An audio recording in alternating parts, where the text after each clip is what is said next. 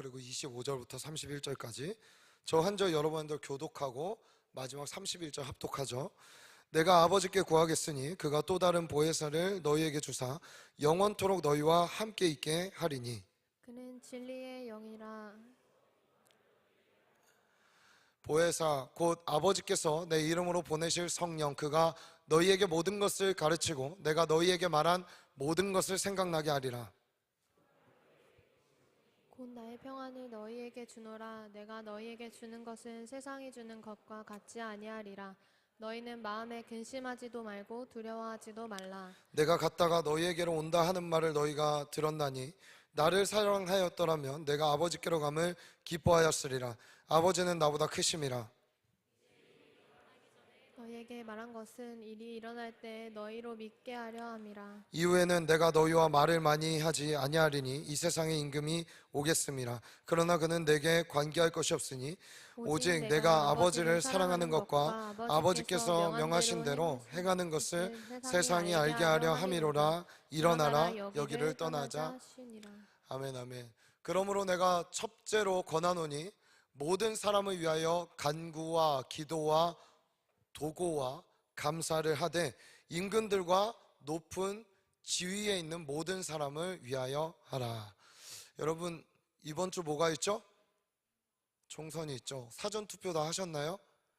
하신 분도 있죠. 저는 사전투표하고 왔는데 여러분 바울이 이 디모데에게 1장에서는 이렇게 막 축복하고 하는 이야기들 하다가 2장에 와서 실제로 권면하고 목회에 대한 것들을 가르칠 때 첫째로 권하는 게 뭐죠?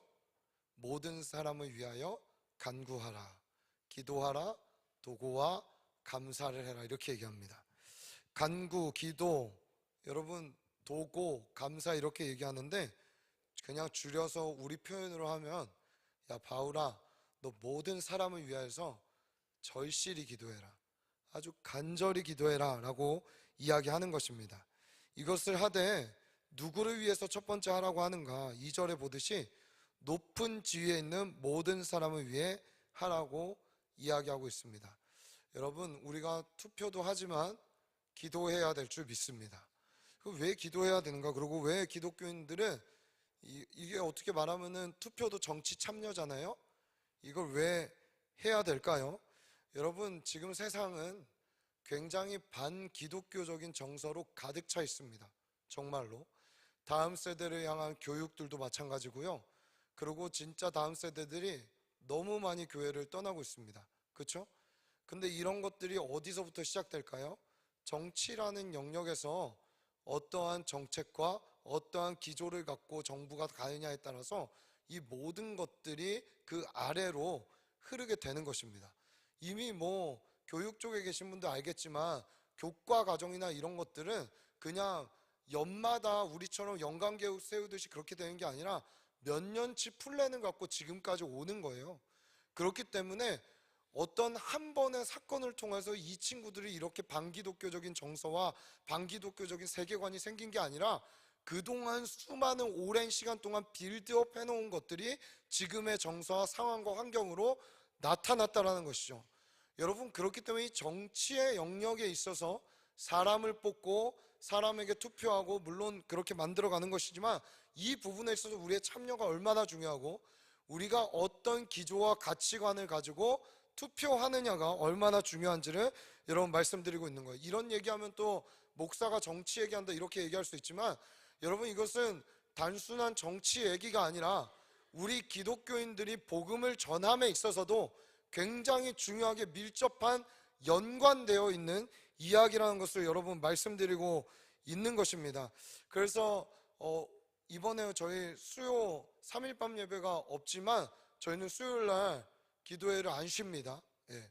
수요 기도회를 저희 올리브홀에서 하는데 그때는 좀 더 나라와 민족을 위해 우리가 총선 결과 거의 나왔겠죠. 그때쯤이면은 아니면은 개표 중이거나 그러나 어떤 지도자가 뽑히든 하나님께서 이 나라 이 민족을 긍휼히 여기셔서 단순히 이 나라 이 민족이 우리가 잘 먹고 잘 살고 뭐가 되는 것을 넘어서 우리에게 하나님이 이 땅에 지금 이 시대에 존재하게 하신 이유와 목적과 부르심을 발견하여 이 나라가 끝까지 하나님께 우리의 조상들이 기도했던 것처럼 제사장 나라로 쓰임 받을 수 있는 그 지점에 우리가 서 있기를 간절히 소원합니다. 여러분, 특별히 뭐 민감한 부분일 수 있지만 누구 찍어라 몇 번 찍어라 얘기는 하지 않겠습니다. 그러나 여러분, 깊이 생각할 것은 우리가, 저는 두 가지만 좀 잘 봐도 된다 생각해요. 두 가지만. 동성애에 대한 부분을 어떻게 생각하고 접근하고 있는가, 두 번째, 북한에 대해 어떤 생각을 갖고 있는가 라는 이 두 부분. 직접적으로 얘기하지 않겠지만 저는 이 두 부분에 우리가 양심을 갖고, 그냥 나는 어느 지역이니까 어디 출신이니까 어떻게 배워왔으니까 누가 싫어서, 이 부분으로 여러분 절대 투표하지 마시고 기독교적 가치관과 윤리와 양심을 갖고 두 부분을 갖고 여러분 깊이 고민하시고 기도하시고 또 투표할 수 있었으면 좋겠습니다. 사랑하는 여러분, 뭐 정치 얘기해서 좀 불편하신 분들 뭐 아무튼 불편해하지 마시고 기도하고 잘 뽑으시면 될 것 같습니다. 이 두 부분이, 왜냐하면 어떤 정책이 이 두 부분에 대해 이루어지느냐에 따라 우리에게 복음 전도라는 것을 좀 더 자유롭게 할 수 있는 기간이 늘어날 수도 있고 아니면은 어려워질 수도 있습니다. 한마디로 이 차별금지법이란 이 이야기, 이것이 진짜 통과되는 순간 우리가 복음 전하는 건 이제 진짜 숨어서 하거나 굉장히 어려워지는 때가 올 수도 있습니다. 언젠가는 올 거라고 봐요. 저는 언젠가는 올 거라고 보는데, 여러분, 막을 수 있는 기회가 있을 때 막아야죠. 그렇죠? 그래야 우리가 뭐 구원 마켓을 하든 뭘 하든 마음껏 거리에서도 찬양을 부르고 전도할 수 있는 거 아니겠습니까? 우리 모두가 이 일에 함께 기도함으로 잘 동참했으면 좋겠습니다. 사랑하는 여러분, 오래전 옛날에 어떤 한 미국 사람이 미국에 와서 큰 인기를 얻으며 많은 추종자들을 끌어모았습니다. 어떤 사람이 이렇게 나타나서 미국에서 엄청난 큰 인기를 모으고 추종자들을 끌어모았어요. 사람들에게 평안을 주겠다, 사람들에게 엄청나게 좋은 걸 주겠다 하면서. 근데 그 방법이 뭐였는지 아세요? 어떻게 사람들이 그렇게 몰려들고 막 엄청나게 추종자들이 생겼냐면, 로자리오 묵주라는 것을 만들어서 사람들로 하여금 그 묵주를 돌리게 하고 매일 아침마다 이 작은 줄을 어루만지며 사람들로 하여금 나는 날마다 좋아지고 있다라고 생각하게 만들고 말하게 만든 거예요. 근데 신기하게도 거기에 사람들이 중얼거리면서 다 몰려들어 이 묵주를 만지고 이 묵주를 돌리고 이 묵주를 묵상하고 내가 좋아질 거라고 생각하고 말하고 만사가 형통할 거야 라고 이야기하면은 사람들 마음이 이상하게 편안해지는 거예요. 이 황당한 말도 안 되는 주장을 따르며 추종하는 사람들이 너무나 많아진 것이죠. 여러분, 우리가 어쩌면 기독교를 이런 식으로 믿을 수도 있다라는 것을 오래전에 돌아가신 유명한 저서가 많은 에이든 토저가 이 부분에 대해서 기독교에 대해 짚고 넘어갔었습니다. 여러분, 그도 그럴 것이, 저도 작년에 이스라엘을 갔다 왔잖아요. 진짜 이스라엘 가면은 성지 순례하는데 거기 가면 가관도 아니에요. 진짜 정말로 어떤 데는 막 사람들이 엄청나게 몰려 있어요 거기에. 근데 보면은 그냥 흙바닥이거든요. 돌 이렇게 맨질맨질한, 사람들이 하도 만져서 맨질맨질해진 돌이 있어요. 근데 거기에 막 줄 서갖고 돌아가면서 거기에 뽀뽀하고 난리도 아닙니다. 진짜 이렇게 무릎 꿇고 거기에 막 입을 맞춰요. 여러분, 근데 그 돌이 뭔 줄 아세요? 예수님이 거길 밟고 승천했대요. 그래서 막 그래 진짜로 거기 막 만지고 뽀뽀하면서 눈물을 막 뚝뚝뚝뚝 흘려요. 와, 진짜 이게 뭐지? 막 제 속으로 이거 뭐야? 근데 제가 생각해 봤어요. 그리고 뭐 어떤 자는 뭐 거기는 예수님의 십자가가 꽂혀 있던 곳이라고 이렇게, 그거 이제 로마 카톨릭에서 그것들을 이제 다 어떤 곳을 스팟들을 찍어놓고 거기가 진짜인지 아닌지. 여러분, 세상에 가나 포도로 바뀐, 물이 포도주로 바뀐 데는 한 7곳인가 6곳이 있대요. 예. 그 무슨 얘기예요? 다 여기다 저기다 이렇게 얘기를 하는 거죠. 제가 이걸 보면서 참 예수님이, 그리고 하나님이 이걸 남기지 않고 가셔서 감사하다 이런 생각을 많이 했던 것 같아요. 여러분 삶도 그런 거 있지 않아요? 혹시 안 계시겠지만 우리 청년들은 그래도 성숙한 신앙생활을 한다고 생각하니까 십자가 목걸이 하신 분 괜히 이거 이렇게 예배 때 만지면은 내 안에 죄가 이렇게 용서받는 것 같고 마음의 문제가 해결되는 것 같고, 잠이 안 올 때는 또 이렇게 뭐 가위에 눌릴 때는 성경책을 베개 밑에 놓으면은 뭔가 이렇게 풀릴 것 같고, 혹시 그런 신앙의 수준을 갖고 계신 분들 안 계시겠죠? 예. 혹 계시다면 저와 좀 깊은 상담이 필요할 것 같아요. 여러분, 기독교는요, 이런 보여지는 형상, 보여지는 것들, 이런 황당한 얘기들을 거부합니다. 예수님이 우리에게 약속하신 권능은요, 우리가 알지 못하는 보이지 않는 세계로부터 찾아오는 능력입니다. 예, 보이지 않는 곳으로부터 찾아오는 능력이에요. 우리의 동의에 따라 우리의 삶 속으로 들어오시는 능력이고, 그 능력은 우리의 삶 뿌리까지 찾아와 우리를 그리스도의 형상으로 변화시키는 능력입니다. 보여지는 것을 따라갔기 때문에 변하는 게 아니라 보이지 않는 어떤 외부에 있었던 것이 쑥 들어왔는데 나가 막 변화되기 시작하는 거예요. 나의 삶이 막 불편해지기 시작하는 거예요. 그렇기 때문에 이것은 단순한 미신적 능력을 얘기하는 게 아닙니다. 그래서 에이든 토저는 이렇게 얘기했습니다. 읽어드릴게요. 나는 하나님의 모든 자녀들이 성령님에 대해 정말 제대로 알았으면 좋겠다. 일부 신자들은 성령님에 대해 오해하고 있다.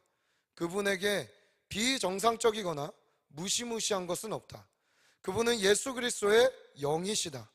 때문에 그분은 꼭 예수님 같은 분이다. 예수님이 그토록 온유하고 겸손하실 수 있었던 것은 그분이 성령님의 능력으로 충만하셨기 때문이다.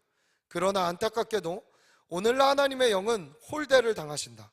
심지어 성령님의 능력을 믿고 의지하는 사람들조차 광신자라는 손가락질을 받을까봐 성령님의 능력을 제대로 전하지 못한다. 이 모든 것은 사람들이 성령님을 두려워하여 피하도록 만들려는 마귀의 속임수 때문에 생긴 현상들이다. 이건 이제 에이든 토저가 쓴 세상과 충돌하라는 책에 쓰여진 한 문장입니다.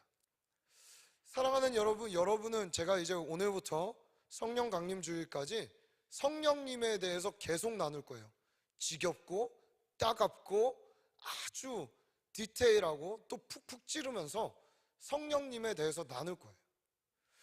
우리는 마치 성령사역, 성령님 하면 뭔가 광신도가 될 것 같은 느낌, 그렇죠?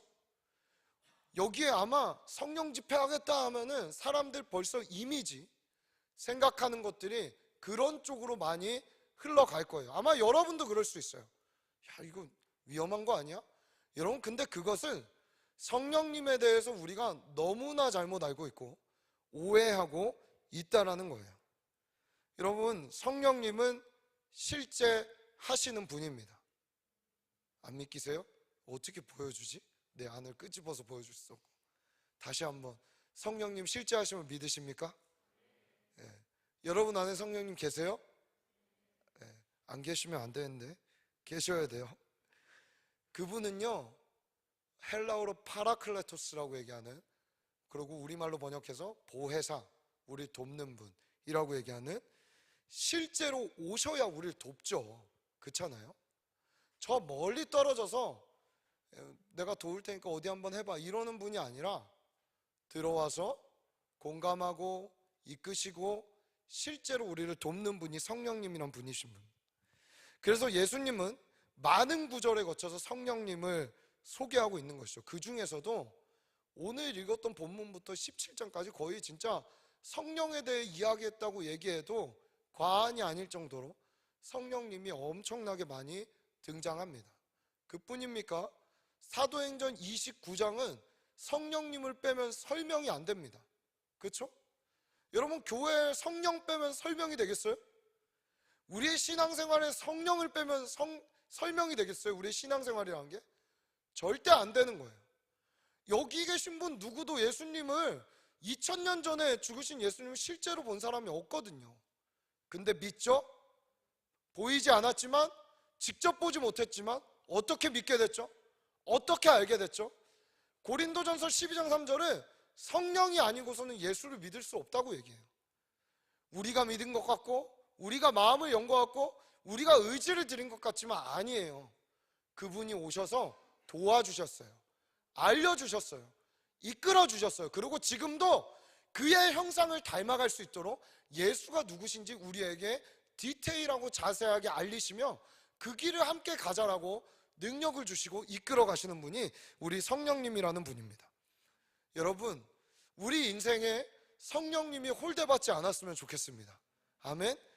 우리 따라해 봅시다. 성령님, 당신을 환영하고 존중합니다. 예, 그렇게 사시겠어요? 예, 여러분 삶에 성령님은 환영하시길 축복해요. 존중하시기를 축복해요. 소중히 여기시기를 축복해요. 아멘. 예, 예수님은 또 다른 보혜사를 주겠다고 오늘 본문 한번 우리 14장 16절 한번 읽어볼까요? 14장 16절 다 같이 한번 읽습니다. 시작. 그가 아버지께 구하겠으니 그가 또 다른 보혜사를 너희에게 주사 영원토록 너희와 함께 있게 하리니. 예, 또 다른 보혜사라면 지금 돕고 있는 보혜사가 있다는 말 아닙니까? 그렇죠? 아버지께서 두 번의 보혜사를 우리에게 보내신 거예요. 엄연히 말하면. 자, 그 첫 번째 보혜사가 누구라고 생각하고 예수님은 이 얘기를 하고 있을까요? 예수님 자신이죠. 예수님이 우리의 삶에 2000년 전에 왜 찾아오셨어요? 여러분을 돕기 위해, 우리를 돕기 위해. 하나님에 대한 이미지, 하나님에 대한 형상, 하나님에 대한 생각들이 저마다 다 다르고 저마다 다 천국에 대한 이미지와 개념들이 다르고 어떻게 천국을 가는지에 대한 생각들도 저마다 다 다른데 예수님께서 오셔서 도와주신 거예요. 아니야, 그런 거 다 내가 실제로 와서 하나님이 누구인지 알려줄게. 그러면서 빌립이 묻잖아요.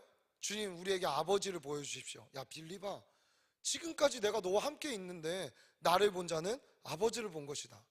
아버지에 대한 모호하고 구체적이지 않고 우리 상상 속에 저 나름대로 달랐던 이미지와 생각들을 예수님이 오셔서 아버지가 누구인지 보여주기 시작하십니다. 바로 우리를 도와주기 위해, 이해시키기 위해 주님은 오신 거예요. 그래서 예수님의 초림 사역을 무엇을 위해 오셨는가?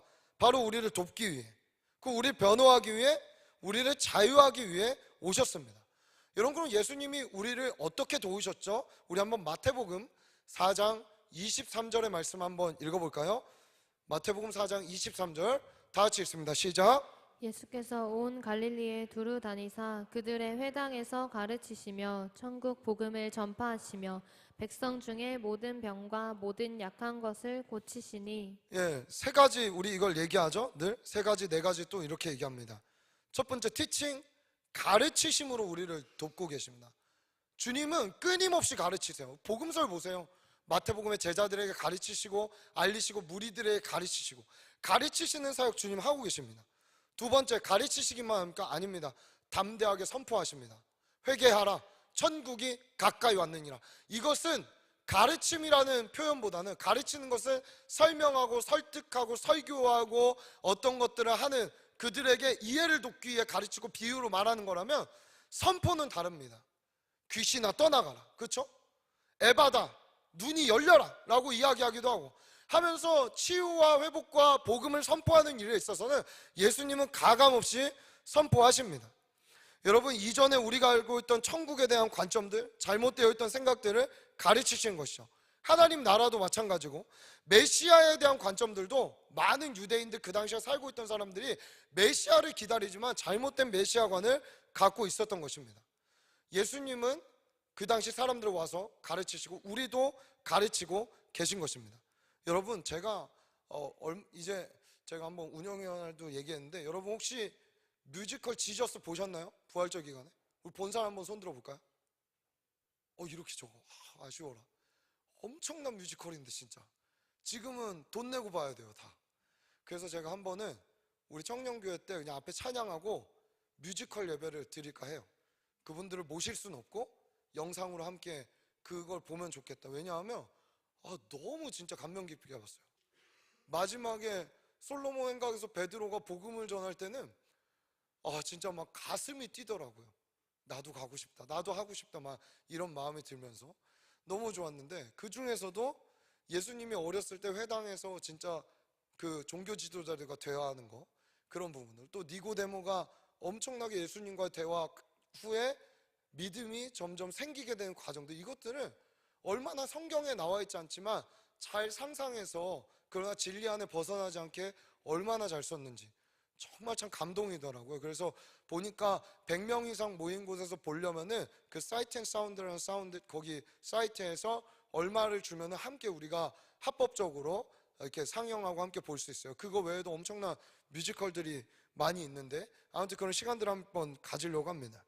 여러분, 예수님이 회당에서 가르치실 때 로마를 통해 배우고 알고 있었던 철학과 인문학적 관점, 이런 모든 것들을 진리 차원에서 변증하고 다 깨부시는 작업들을 주님께서 하고 계신 것입니다. 여러분, 우리도 그래서 배워야 합니다. 알아야 되고 도움을 받아야 합니다. 그렇죠? 책도 읽어야 되고 성경도 읽어야 되고 성경 공부도 해야 되고 제자 훈련도 받아야 되고, 우리가 모호하게 알고 있었던 것들을 분명하게 알고 깨달아지는 순간 우리에게 자신이 생기고, 그 복음 전할 때도 마찬가지예요. 내가 얼마나 많은 것을 갖고 있느냐는 저에게 큰 무기가 된다라고 이렇게 생각합니다. 여러분, 가르치심을 꼭 거부하지 말고 배우고 받을 수 있기를 소원합니다. 여러분, 전파하셨다란 말은 헬라어로 캐리소입니다. 이건 무슨 뜻이냐면 사자가 되어 직무를 수행한다는 뜻이에요. 그러니까 자기 것을 갖고 가르치는 게 아니라 누군가로부터 보냄받아 그것을 앵무새처럼 이야기하고 있다라는 것을 얘기하고 있는 것이죠.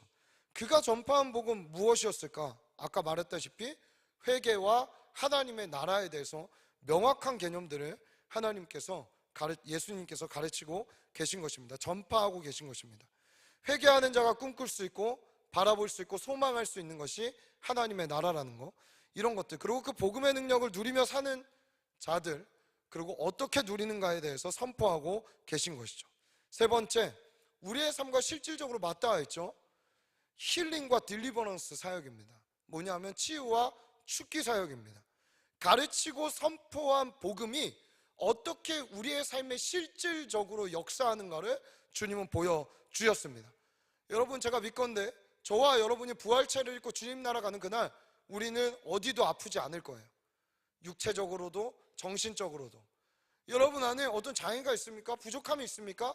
여러분, 지금은 우리가 그것 때문에 고통당하고 힘들 수 있지만, 그러나 끝까지 믿음을 놓지 마세요. 주님이 여러분을 가장 영화로운 모습으로 만드실 줄 믿습니다. 이것을 주님이 이 땅에 잠시나마 보여준 거예요. 잠시나마 보여준 겁니다. 그래서 당시 사람들로부터 배척받고 어려움 당하고 있는 세리, 창기, 병든 자, 문둥병자들을 아무도 찾아가지 않고 잘라버린 그들을 주님은 어떻게 해요? 손수 찾아가서 손을 얹고 고치시고, 그들의 부정함이 예수께 어떻게 할 수가 없죠.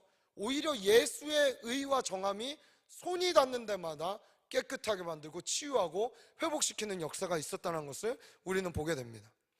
여러분, 그리고 우리를 돕는 절정의 사건이 뭐죠? 우리를 돕는 절정의 사건, 바로 우리가 지난주 경험했던 십자가 사건입니다.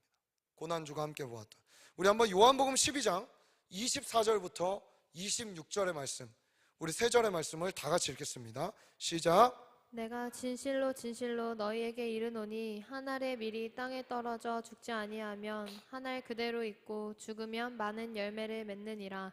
자기의 생명을 사랑하는 자는 잃어버릴 것이요 이 세상에서 자기의 생명을 미워하는 자는 영생하도록 보전하리라.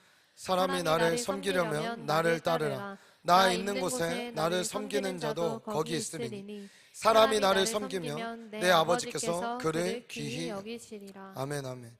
씨앗과 밀은 떨어져 자신의 형태를 깨고 없어지면서 싹을 틔우기 시작합니다. 그렇죠? 그 안에 생명력이 있기 때문이죠. 껍질도 어떻게 되죠? 그냥 땅에 같이 썩어져서 거름이 되어버립니다. 예수님께서 죽으신 이유는 이와 같이 우리를 돕기 위해서입니다. 어떻게?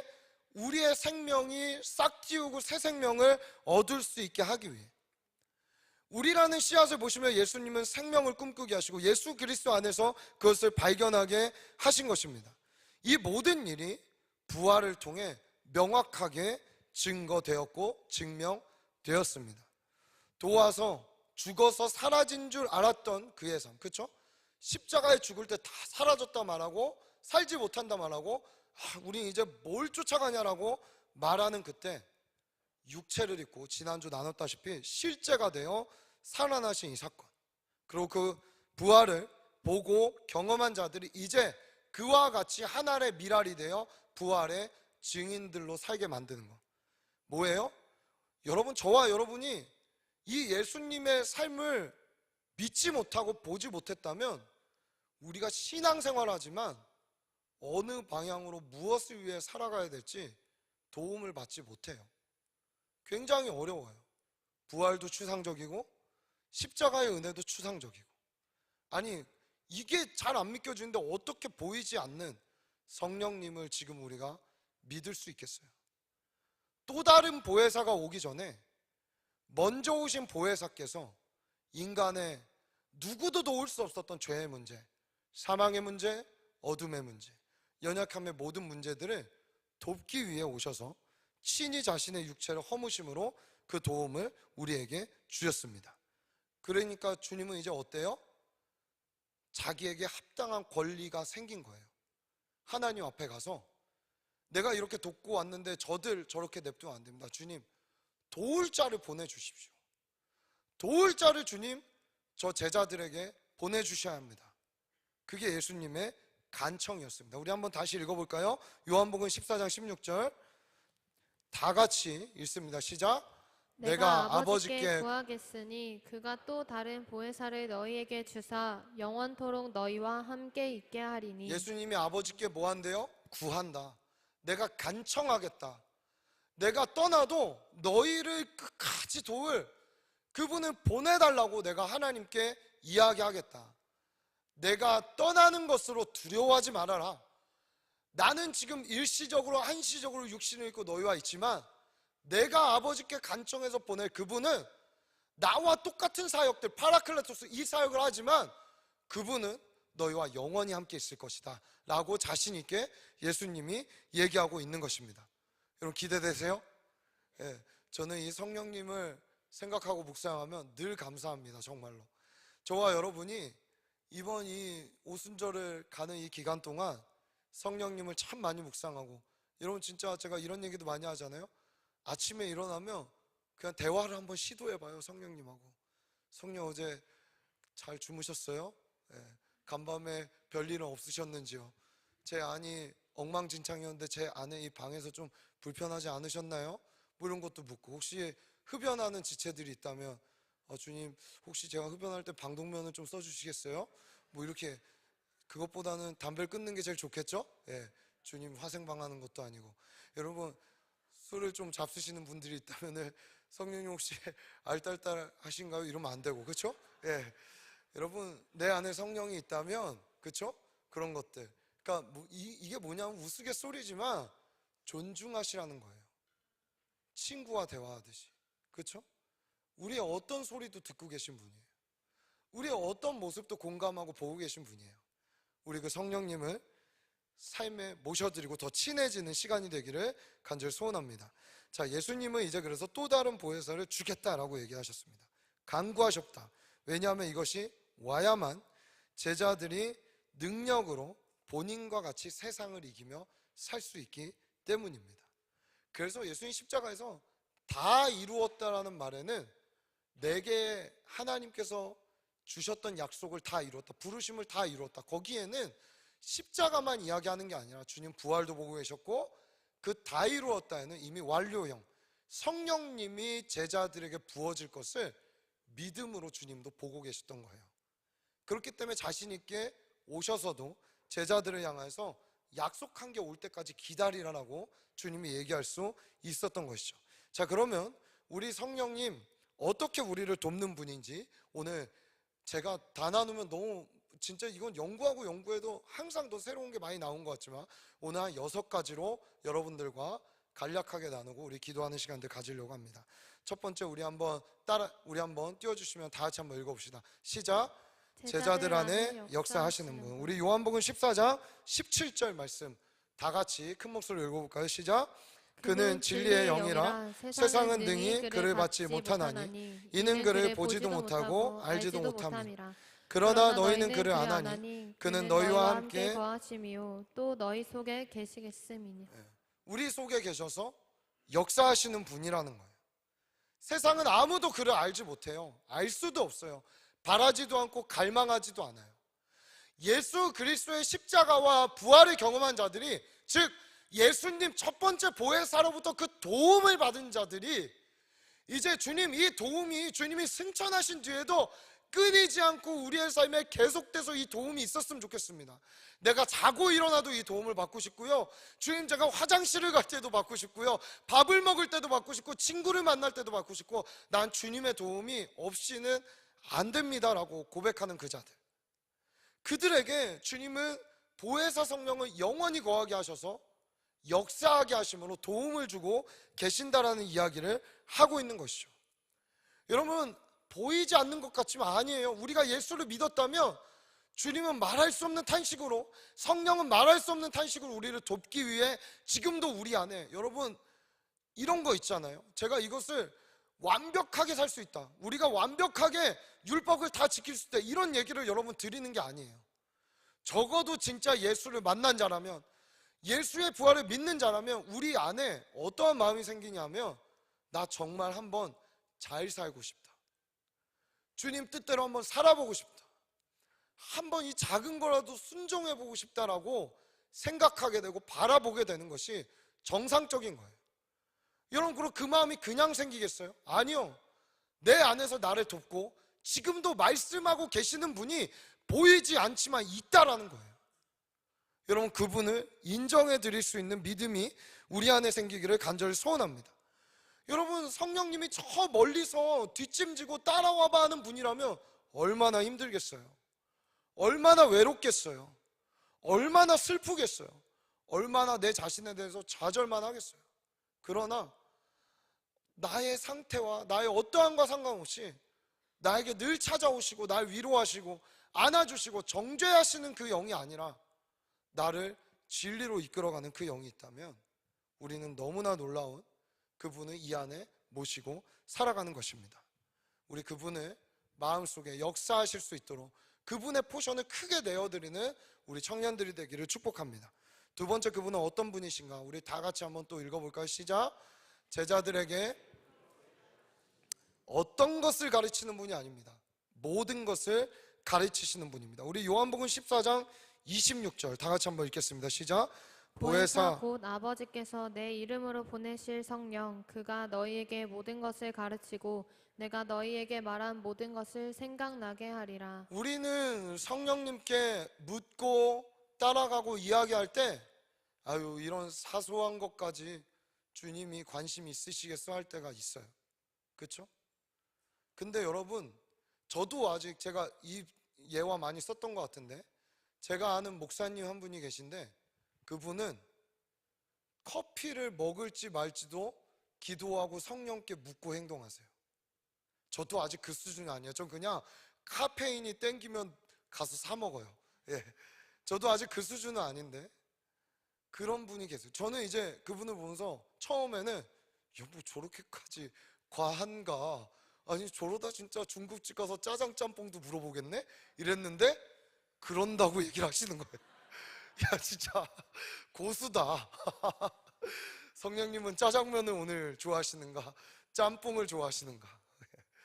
그럼 뭐 그것까지는 좀 우리가 오버할 수 있다 이런 생각할 수 있지만, 여러분 그렇게만 볼 게 아니라 이분이 평소에 얼마나 성령님과 친한가 우리가 이렇게 본다면, 반대로 나는 예배당에서만, 아니 신앙 관련된 질문들만 성령님께 하고 있지 않은가?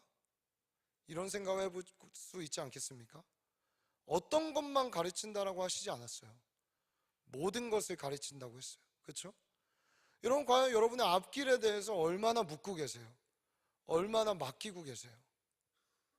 여러분의 직장, 학교, 진로, 결혼, 취업, 이 모든 문제들에 대해서 맡겼다고 얘기하지만 다시 갖고 와서 내 맘대로 결정하고 다시 갖고 와서 내가 하고 싶은 대로 하고 있는 게 우리의 모습은 아닙니까? 오늘 그러나 주님은 내가 가르쳐 주겠다라는 거예요. 내가 알려주겠다라는 거예요. 여러분, 이게 얼마나 감사한 일이에요. 생각나게 하시고 가르치시는 분이 바로 또 다른 보혜사 성령님인 것입니다. 그래서 때로는 나에게 가르칠 때 훈계도 들어갑니다. 권면도 들어갑니다. 내 마음을 아프게도 해요. 여러분, 제가 청년들 신방하고 함께 상담하고 이야기할 때 제가 여러분에게 듣기 좋은 말만 해줄 수는 없다고 저는 생각해요. 그건 여러분의 아픔을 공감하지 못하는 건 아니에요. 왜냐하면 여러분, 저도 극심하게 아파봤어요. 중학교 1학년 때 제 우스갯소리로 막 어떤 친구들이 막 자기 아빠 이게 마음에 안 들고 저게 마음에 안 들고 막 이렇게 얘기할 때 제가 산통을 깬 적이 있어요. 그래도 넌 아빠 있어서 좋겠다, 이런 얘기를 했어요. 왜냐면 전 중학교 1학년 때부터 아버지가 안 계시거든요. 아프지 않았겠어요? 힘들지 않았겠어요? 그러니까 아픔과 고통이라는 건 굉장히 상대적이에요. 저한테 그럴 수도 있어요. 그런 아픈 정도요? 목사님 아픈다면 저는 어떤 줄 아세요? 하면서 찾아올 수도 있어요. 제가 말하고 싶은 건 그게 아니라 그 아픔을 딛고 우리는 어떤 가르침, 어떤 도움을 받아서 어디를 향해 가고 있냐는 걸 묻고 있는 거예요. 그래서 저에게 상담이나 신방을 요청할 때 충분히 여러분의 아픔에 공감해드리고 기도해드리고 싶지만 때로는 어떤 부분 하나님의 뜻 안에서 하나님이 원하시는 마음들을 여러분이 아파도 나눠야 되는 목회자죠, 마음이 생길 때가 있습니다. 여러분, 예수님도 마찬가지죠. 우리가 듣기 좋은 말만 하시지 않았잖아요. 때로는 강하게 채찍을 쥐고 성전을 엎기도 하시고 바리새인들을 향해서 화를 선포하기도 하시고, 이게 예수님의 모습이었습니다. 그러나 이 모든 것에는 단순히 우리 버리려는 목적이 아니라 우리를 가르쳐서 올바른 길로 인도해서 자라나게 하시려는 예수님의 사랑의 마음이 있다는 것을 여러분 기억하셨으면 좋겠습니다. 세 번째, 성령님은 우리를 어떻게 또 도우시는가? 우리 다 같이 한번 읽어볼까요? 시작. 제자들을 모든 진리로 인도하시는 분. 우리 요한복음 16장 13절 다 같이 한번 읽어보겠습니다. 시작. 그러나 진리의 성령이 오시면 그가 너희를 모든 진리 가운데로 인도하시리니 그가 스스로 말하지 않고 오직 들은 것을 말하며 장래 일을 너희에게 알리시리라. 여러분, 왜 우리가 진리 가운데로 인도를 받아야 될까요? 왜 진리 안에서 행해야 될까요? 이것을 우리가 잘못 생각하면 진리 안에서 이거 산다는 거 살얼음판이야, 굉장히 불편한 일이야, 굉장히 이것은 우리의 삶을 억박하고 속박하고 다른 거 타지 못하게 하는 일이야. 아니, 그런 분들 있죠. 복음 전하다 보면 예수 믿으면 이것도 못하고 저것도 못하고 제약되는 게 너무 많아서 나 예수 믿기 싫단다, 이렇게 얘기하는 사람들도 있을 거예요. 그러나 성경은 진리가 우리를 속박한다라고 하지 않고 진리가 우리를 어떻게 한다고 얘기하죠? 진리를 알지니 진리가 자유케 한다고 얘기하죠. 물을게요. 자유하세요? 네, 자유하십니까? 네. 여러분, 왜 그런 표현을 썼을까요? 우리가 자유라는 것에 있어서 먼저 개념을 정확하게 알 필요가 있다는 생각이 듭니다. 여러분, 만약에 자유라는 게 마음대로 주어진다고 해서 어린아이가 칼을 갖고 싶다고 해서 자유가 있다고 칼을 주는 것도 그 아이에게 자유로 허용될 수가 있는 건가요? 가능한 거예요? 그치, 우리 결이 그렇게 칼을 갖고 놀고 싶구나, 그래 칼 줄 테니까 한번 칼춤을 춰보렴. 이게 아버지로서 이 아이의 자유를 존중하는 겁니까? 여러분, 그렇게 생각하세요? 아니요. 그 아이를 다치게 만드는 일이죠. 보호하지 못하는 일이죠. 자유라는 것이 자유가 되려면 자유는 어떤 표현으로 하는 것이 가장 우리에게 와닿을까, 이해가 쉬울까? 따라봅시다. 자유는 내가 어디까지 누릴 수 있는지를 아는 것이다. 이게 자유예요. 내가 어디까지 누릴 수 있는 것, 이 선을 넘어가지 말아야 되는 것을, 그 경계선을 아는 게 자유예요. 그럼 어때요? 그 경계선 안에서는 마음껏 누리는 거예요. 이게 에덴 동산이었어요. 에덴 동산은 속박과 구속의 동산이 아니었어요. 무슨 트루먼 쇼처럼 주님이 가둬놓고 어떻게 하나 보자, 이게 아니었어요. 어디까지 자유하게 누릴 수 있는데 바운더리를 세팅해주고 아담과 하와를 보호하기 위해 그곳에 두시며 계명을 주셨던 그곳이 에덴 동산이었어요. 저와 여러분 얼마나 하나님을 오해하고 있는지 아십니까? 얼마나 하나님에 대한 잘못된 생각을 가지고 계신지 알아요? 여러분, 이것은 우리에게 너무나 안타까운 일이 돼버립니다. 여러분, 주님은 우리를 자유하게 하기 위해 오셨어요. 여러분이 어디까지 누려도 되는지, 어떻게 하면 죄로 넘어가지 않고 이 생명 안에서 생명을 누리고 자유하며 내 육신이 망가지지 않고 영이 망가지지 않고 내 삶이 망가지지 않는 범주에서 하나님의 이름을 영화롭게 하며 살 수 있는지, 주님이 이것을 우리에게 알리고 가르치고 계시다는 것입니다. 여러분, 이 주님에 대해서 오해하지 않으시기를 예수님의 이름으로 축복합니다. 나머지 세 가지는 다음 주에 하겠습니다. 우리 예배팀 올라와 주시죠. 예. 오늘 다 하면 안 될 것 같아서 세 가지만 하고, 더 할까요? 더 하면 좋겠어요. 네. 이 세 가지만 해도 충분하죠. 예. 성령님을 우리가 사랑할 수 있었으면 참 좋겠습니다. 예. 우리 같이 오늘 좀 생소한 찬양일 수 있는데 좀 들어보시고 오셨을 텐데, 우리 찬양팀 싱어들 나와주시고 앞으로. 여러분,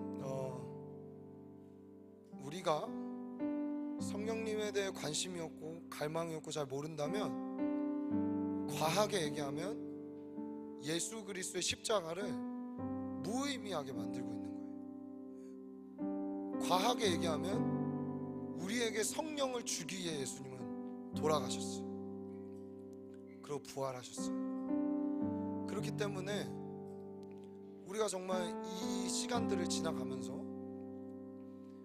그동안 갖지 못했던 성령님에 대해 좀 더 많은 갈망이 생겼으면 좋겠고, 지식이 생겼으면 좋겠고, 그리고 그분과 더 친해지는 기간이, 저희 이제 우리 오순절 기간까지 성령에 대해 나누는 이 시간이 되었으면 좋겠습니다. 여러분 어떠세요? 오늘 말씀 들으니까 성령님을 사랑할 마음이 생겼습니까? 그분과 동행하고 싶은 소원과 열망이 생겼나요? 예, 그러면 그분이 오늘 여러분에게 찾아오시고, 아니 이미 내 안에 계셔서 지금도 역사하시고 말씀하시고 우리 치유하기도 하시고 위로하기도 하시고 우리 진리 가운데로 이끌어 주실 줄 믿습니다. 우리 자리에서 일어나서 함께 찬양하고 기도하도록 그렇게 하겠습니다. 우리 예배팀 인도에 따라 함께 찬양할게요. 놀라운 하나님, 놀라운 하나님, 주 행하시니 그 능력을 믿네.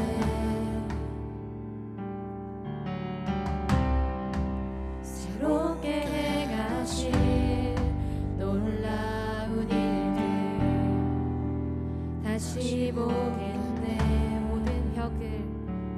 모든 벽을 허무시는 주님, 산 위로 옮기시네 모든 것 가능해. 죽은 자를 다시 살리시며 구원하시는 주, 모든 것 가능해. 이절로 고백합시다. 승리하신 주님, 승리하신 주님, 부활하시고 보좌에 계시네. 내 모든 두려움 다 내려놓고 주님 받을 신뢰,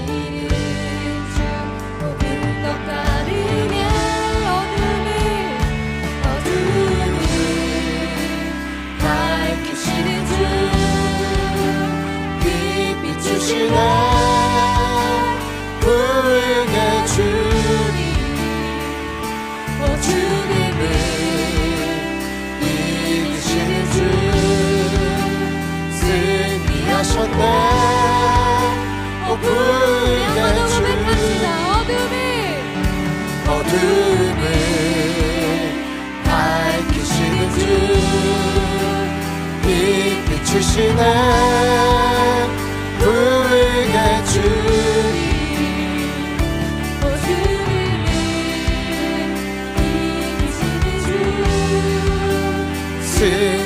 승리하셨네. 오 부흥의 주님, 부흥의 주님.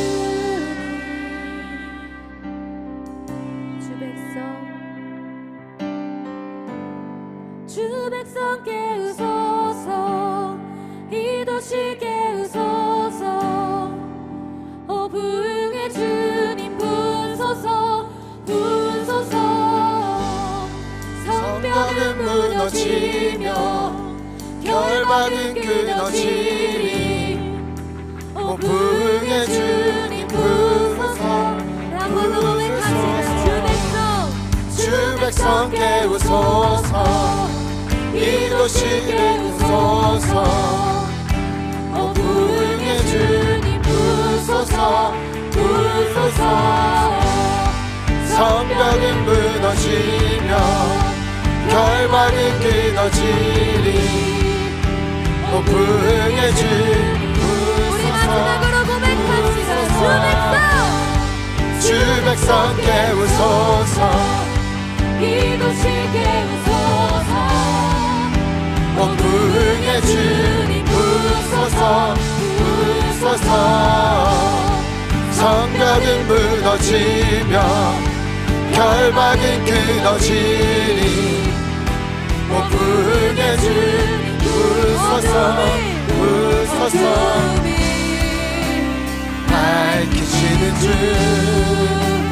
빛 주시네. 부흥의 주님 오 죽음을 이기시는 주 승리하셨네. 어둠을 밝히시는 분, 어둠을 오늘 진리의 빛으로 우리를 비춰주시사 우리의 모든 어둠을 밝혀주십시오. 주님을 이기시는 주 승리하셨네. 우리 다시 한번 주 백성 깨우소서. 부흥의 주님, 주 백성 깨우소서. 주 백성 깨우소서. 이 도시 깨우소서. 오 부흥의 주님 부소서. 부소서. 성벽은 무너지며 결박은 끊어지니. 오 부흥의 주님 부소서. 주 백성 깨우소서. 주 백성 깨우소서. 이 도시 깨우소서. 오 부흥의 주 부소서. 부소서. 성벽은 무너지며 성벽은 무너지며 우리 모든 결박은 끊어지니. 오 부흥의 주님 어둠을 밝히시는 주 빛 주시네. 부흥의 주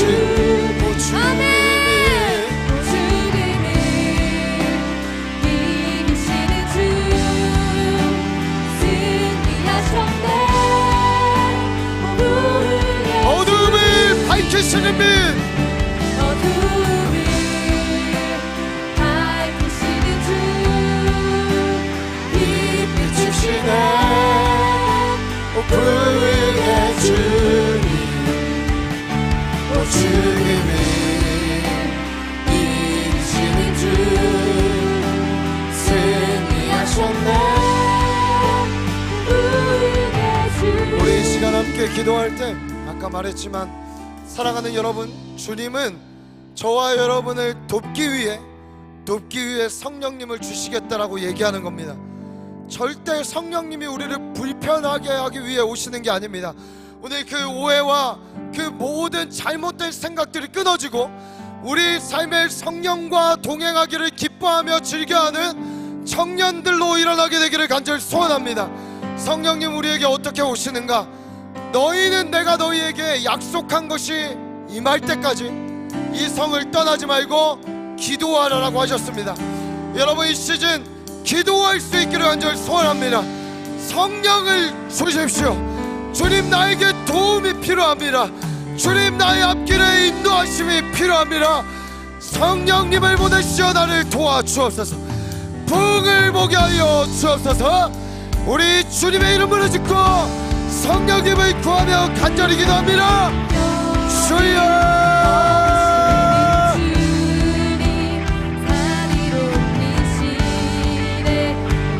성령님, 오늘 약속하신 성령, 나를 도우시는 그분을 기다립니다. 우리 삶에 도움이 필요합니다. 우리 삶에 능력이 필요합니다. 오늘 능력으로 임하여 주십시오. 오늘 오셔서 내 안에 역사하시며 나를 가르치시며 나와 우리를 진리로 인도하여 주십시오. 주여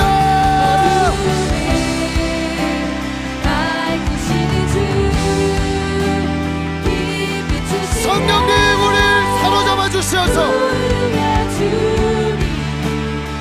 이 시대를 똑바로 보고 똑바로 서서 주의 뜻을 이루게 하여 주옵소서.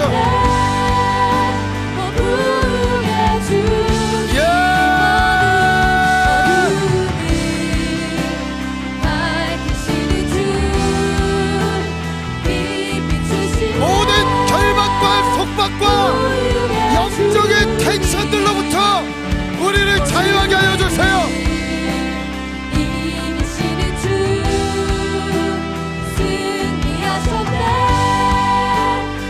주님 역사하여 주십시오. 주님 역사하여 주십시오. 여러분 안에 성령의 보살이 커지게 하세요. 증가되게 하여 주옵소서.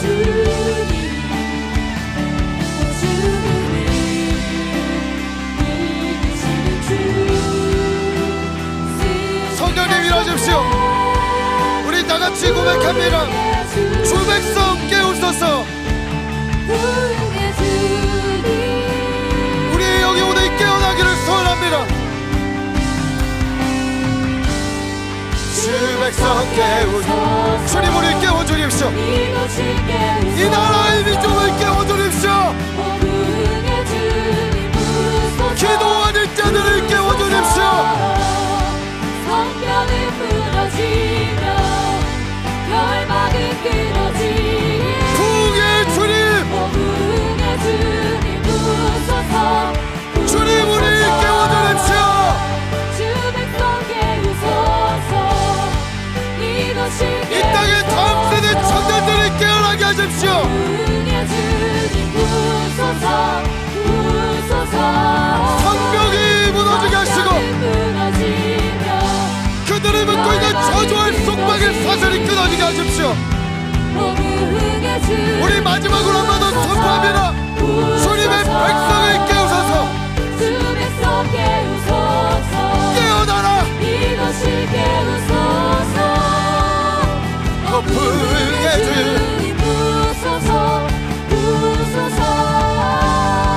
성벽은 무너지며 결박은 끊어지니 부흥의 주님 어둠을 밝히시는 주 빛 비추시네. 부흥의 주님 어둠을 이기시는 주 승리하셨네. 부흥의 주님. 사랑하는 여러분, 이 시간 좀 중보하고 기도하고 우리 오늘 이 기도들을 계속 이어갔으면 좋겠는데 여러분 모르겠어요. 저만 그런 건지 모르겠는데 저는 약간 어떤 텐션을 좀 느껴요. 그냥 좀 앞둔 사역이 있어 부담감일 수도 있고 아니 뭐 여러 가지로 저에게 찾아오는 그런 막중한 어떤 생각 같은 것들이 저를 좀 짓누르기도 합니다. 근데 오늘 이 말씀을 저도 준비하고 하나님 앞에 제 자신을 솔직히 내어드리고 이렇게 서면서 나는 무엇을 의지해서 사역하고 있는가, 누가 나를 돕고 있는가를 다시 한번 묵상하고 생각하게 되었던 시간인 것 같아요. 여러분, 주님이 저와 여러분을 돕고 계십니다. 믿으세요? 여러분이 느껴지지 않을 때도 주님 함께 계시고 보고 계시고 찾아오시는 분이 우리 주님입니다. 이 사역들을 진행해가고 또 우리가 이번 부활절 끝나고 이렇게 오면서 하나님이 참 공교롭게도 그거 끝나고 나라와 민족에 정말 중대한 결정들을 해야 되는 총선을 우리가 지금 앞두고 있고 4월 11일 날 그 뒤에 우리가 전도축제 있고 그 뒤에 홀리 서퍼 기도자들을 깨우는 이 사역들이 있는데, 여러분 이때에 우리 예배가 주 안에서 더 강하여지고 묵직해지고 또 우리의 어떤 컨디션과 삶과 정서적인 것과 육체적인 것과 영적인 것 상관없이 오늘 정말 주님이 일들을 이끌어 가시고 역사하시고 우리에게 큰 부흥을 주시기를 기도합시다. 그리고 기대합시다. 여러분, 자신의 어떠함에 속지 마시고 내 안에 나를 돕고 계시는 분이 얼마나 크신 분인지를 묵상하시기를 축복합니다. 예수께서 사셨을 때 성령으로 말미암아 부활의 영으로 일어나셨습니다. 아멘. 오늘 그 영이 예수와 함께했고 동행했고 공생의 기간 무덤에서 부활해서 함께했던 그 영이 저와 여러분과 함께하며 동일하게 우리를 돕고 이끌어 가시고 우리의 사역 가운데 기름 부으실 줄 믿습니다. 주님, 우리를 도와 주옵소서. 이 나라 이 민족을 도와 주옵소서. 이 다음 세대를 도와 주옵소서. 이번 2024년 오순절은 완전한 성령의 사람으로 거듭나게 될지어다. 우리 주의 이름 3번 부르짖고 중보하며 기도하며 선포하며 나옵니다. 주여, 주여, 주여.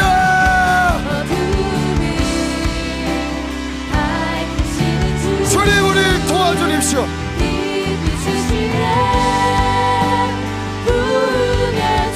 우리의 상황에 눌리지 않게 하십시오. 사람과 환경에 눌리지 않게 하십시오.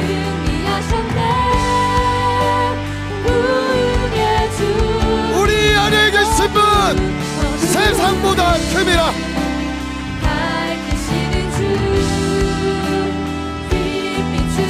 모든 나를 묶고 있는 속박이 끊어지고 자유함이 임하며 오늘 이 도시와 이 지역을 묶고 있는 비진리와 학문과 철학들을 떠나가고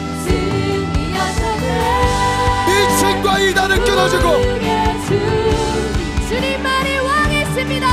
성령 하나님의 도시가 되게 하십시오.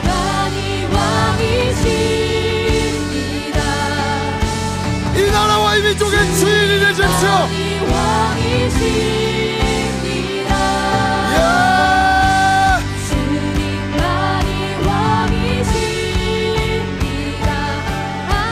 주님 갈망합니다. 왕이 되어 주십시오.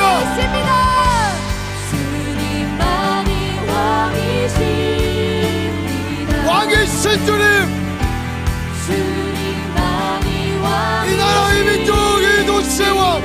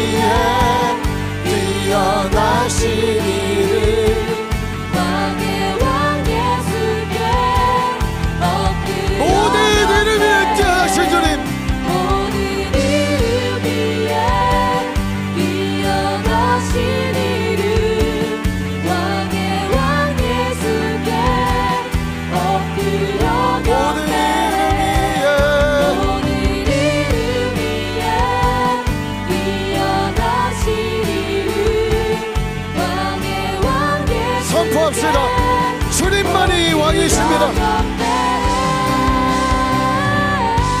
주님만이 왕이십니다. 예수 그리스도, 당신이 이 땅의 왕이십니다.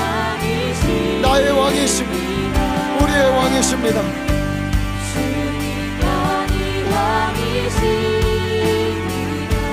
주님만이 이곳에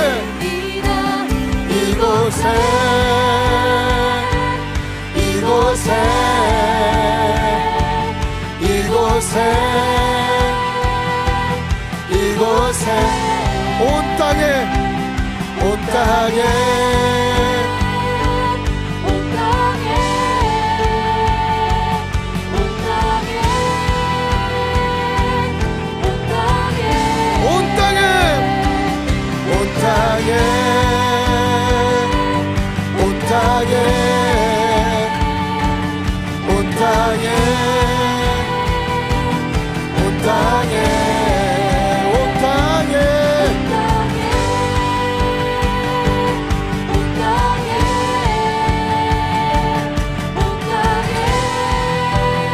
다시 한번 선포합니다.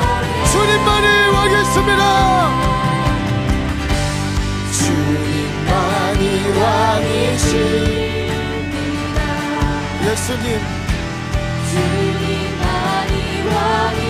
영광과 존귀와 찬양과 능력과 권세와 힘과 모든 것이 주님께 있습니다.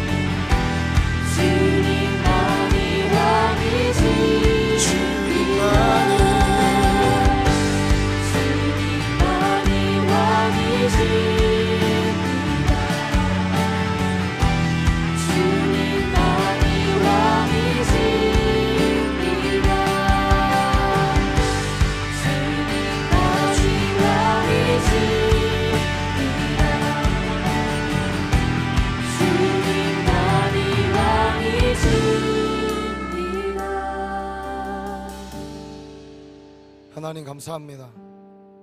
주님 참 우리의 왕이 되십니다. 우리의 전부이십니다. 주님, 그동안 주님 보내주신 그 성령을 홀대하며 보이지 않는다고 무시하며 따르려 하지 않았던 우리의 거짓되며 위선된 모습들을 주님이 시간 용서해 주시고 오늘 그분을 존중히 여기며 내 삶의 주인으로 모시며 동행하기로 결정하는 우리 모두에게 한량없는 영으로 부어주시어서 먹으나 서나 걸으나 만나나 뛰나 일하나 무엇하나 주님 함께 계심을 알고 우리의 마음의 생각과 입술의 묵상과 모든 것이 주님 보시기에 아름다운 모습들로 빚어져 갈 수 있도록 우리 삶을 이끌어 주십시오. 성령님, 우리 지체들 세상으로 나갈 때 외로운 생각 들지 않게 하여 주십시오. 홀로 있다 여기지 않게 하시고 파라클레토스, 보혜사, 위로자, 누구보다 그들의 아픔을 공감하시며 누구보다 그들의 슬픔을 아파하시며 누구보다 그들의 기쁨에 환희하시며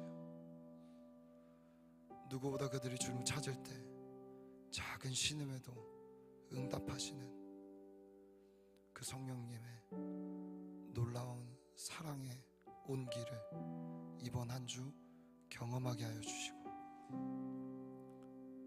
찾을 때마다 오시고 두드리고 구할 때마다 이들 삶에 가장 가까이 말씀하시고 역사하여 주셔서 구체적으로 우리 모두의 삶을 이끌어 주십시오. 감사합니다. 주님 사랑합니다. 기대합니다. 이 모든 말씀 살아계신 우리 구주 예수님의 이름으로 기도합니다. 여호와는 내게 복 주시고 너를 지키시길 원하며 여호와는 그 얼굴을 내게 비추사 내게 은혜 베푸시길 원하며 여호와는 그 얼굴을 내게로 향하여 드사 내게 평강 주시기를 원하노라. 지금은 우리 구주 예수 그리스도의 은혜와 하나님 아버지의 사랑과 성령님의 감화 감동 역사 교통하심이 성령님을 내 삶에 모시고 주님 날아가는 그날까지 평생 동행하기로 결정하는 시냇가 푸른 청년교회 모든 지체들과 시냇가 푸른 나무교회와 또 열방에 흩어져 있는 주의 몸된 모든 교회 위에 이제로부터 영원까지 함께 하시기를 간절히 축원하옵나이다. 아멘.